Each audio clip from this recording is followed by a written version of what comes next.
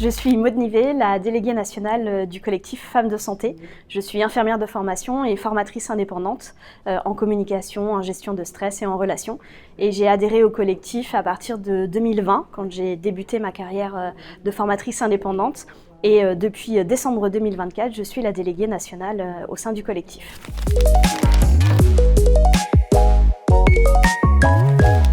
Alors, le début de l'histoire du collectif, c'est lié à une exposition digitale qu'avait créée une femme de santé, Alice de Maximi, qui du coup avait mis en valeur des initiatives de santé au niveau de la santé des femmes. Et l'engouement a été tellement énorme que dès le soir même, elle a dit « c'est pas possible, on n'en reste pas là, on monte un collectif ». Et le collectif a été créé à partir de dans l'année 2019. Et puis l'engouement a pris assez rapidement, de nombreuses femmes de santé ont intégré le collectif. On est plus de 2700 à l'heure actuelle sur le réseau, il y a des hommes au sein du collectif Femmes de Santé et on existe donc du coup depuis 5 ans, un peu plus de 5 ans.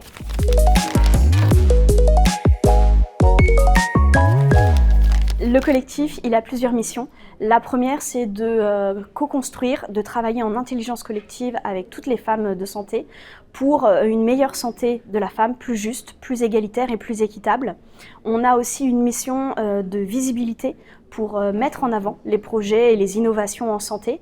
Et on travaille tous les ans sur un thème spécifique. Donc on a 3 thématiques sur lesquelles on revient tous les 3 ans.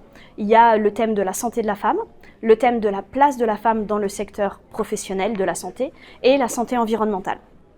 Et tous les ans, on travaille sur un des 3 thèmes. Cette année, c'est le thème à nouveau de la santé de la femme, comme en 2022. Et tous les ans, à la fin de l'année, on fait les états généraux sur le mois de décembre. Cette année, ce sera le 2 décembre 2025. Et on produit, à la fin de ces travaux, des recommandations, des travaux pour améliorer la santé des femmes.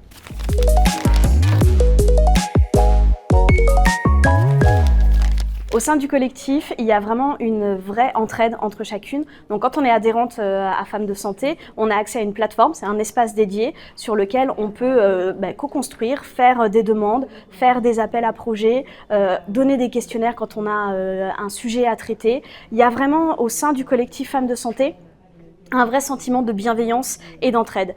L'intérêt, c'est vraiment d'être focus sur l'objectif d'améliorer la santé des femmes, de promouvoir ça. Il y a le mot sororité au sein du collectif, c'est vraiment pas un vain mot, c'est vraiment quelque chose que j'ai retrouvé et que je ne connaissais pas dans d'autres milieux. En tout cas, c'est vraiment la motivation première des femmes de santé quand on intègre le collectif et quand on travaille tout ensemble. C'est vraiment ce côté-là bienveillant et l'intérêt, c'est que les femmes de santé soient mises en lumière, qu'il y ait de l'avancement sur les projets et que ça co-construise à une meilleure santé.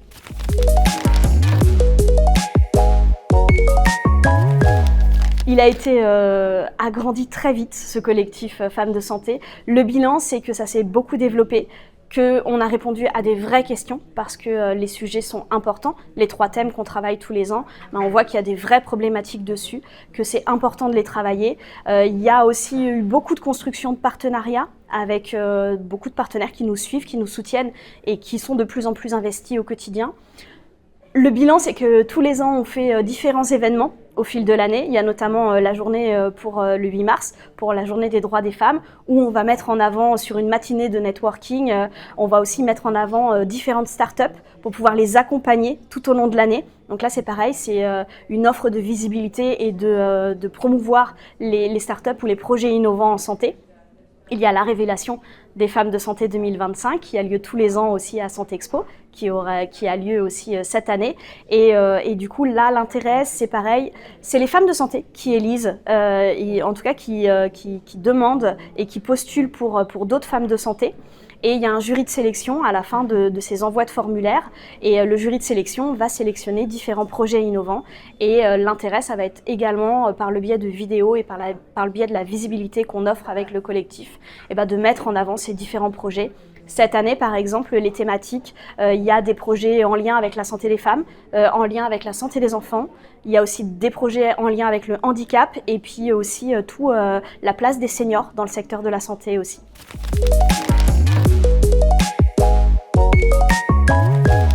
Le podcast, il a été créé quasiment aussi dès le début. Il y a plus de 60 épisodes. Vous pouvez le retrouver sur toutes les plateformes. C'est fait avec le studio MedCheck Studio, avec Marguerite.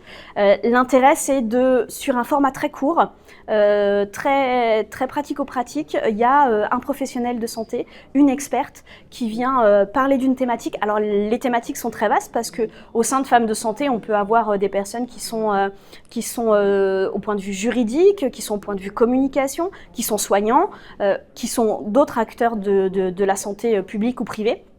L'intérêt, c'est de faire un focus sur une action, sur une initiative, sur un moment qui a été déterminant pour la personne et comment ça a pu apporter du bénéfice, que ce soit dans la santé ou dans le domaine de l'aide ou de la santé. Le succès du podcast, c'est vraiment, je pense, parce qu'on prend des situations ciblées. C'est des exemples concrets dans lesquels on peut se reconnaître en tant que professionnel de la santé, que l'on peut se dire « Ah bah mince, j'ai vécu cette situation-là, j'aurais peut-être pu le débloquer de cette manière-là ». Et ça permet aux professionnels ou aux personnes qui écoutent le podcast d'identifier des problématiques de santé, d'identifier des initiatives de santé et de pouvoir créer une synergie, de mettre en lien les gens pour pouvoir parler de tout ça et libérer la parole.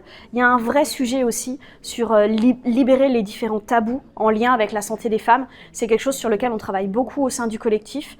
La communication, ça fait partie d'une des clés.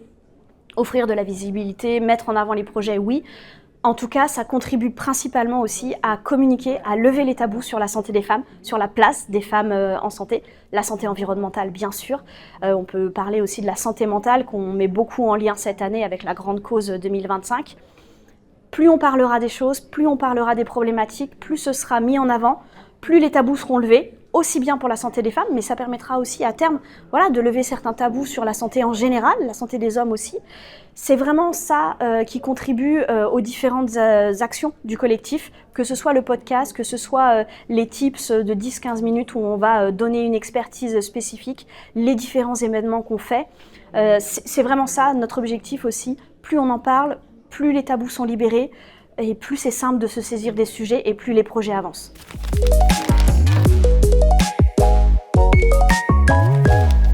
Alors les projets 2025, ils sont nombreux. Au sein du collectif, je vous ai dit, ça grandit de plus en plus et surtout, notre ambition, c'est des choses qui sont remontées du terrain. Les femmes de santé étaient demandeuses d'événements ou d'actions qui se passent un peu plus en région, en province, parce qu'on fait beaucoup d'événements sur Paris, mais on a de nombreuses femmes de santé expertes qui sont en région. Et le gros projet 2025, c'est parti de là, c'est la création de délégués régionales qui vont pouvoir animer, créer des ateliers, faire des cafés gourmands, des after-work, qui vont pouvoir travailler sur des ateliers en lien avec notre thématique annuelle et qui vont pouvoir aussi agir avec les acteurs locaux de la santé, tous les différents partenaires qu'on a aussi en région. L'intérêt, c'est de ça aussi, de pouvoir offrir la visibilité aux femmes et aux expertes de santé en région et de pouvoir mobiliser le terrain et tout le territoire. Donc ça, c'est un gros projet 2025 qui commence à partir de maintenant. On va nommer plusieurs femmes de santé sur quelques régions et l'objectif, c'est d'agrandir le nombre de délégués régionales pour pouvoir créer un maillage sur tout le territoire et pour pouvoir promouvoir la santé au plus près du terrain.